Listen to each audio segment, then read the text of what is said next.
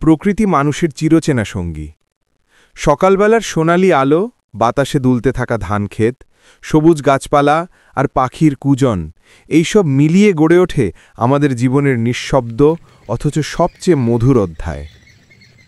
আজকের এই প্রতিবেদনে আমরা কথা বলবো বাংলাদেশের গ্রামীণ প্রাকৃতিক সৌন্দর্য, বন, জঙ্গল, গাছপালা, রাস্তা ও ধানক্ষেত নিয়ে।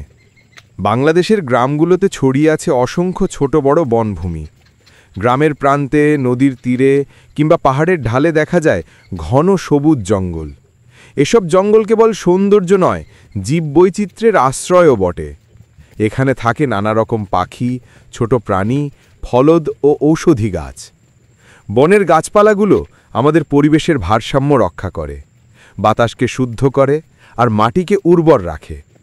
ভোরবেলায় এই বনভূমির ভেতর দিয়ে যখন সূর্যের আলো পড়ে, তখন মনে হয় প্রকৃতি যেন নতুন করে জেগে উঠেছে। এই বন, গাছপালা, রাস্তা আর ধানক্ষেত আমাদের শেখায় ভারসাম্য ও সহাবস্থানের পাঠ।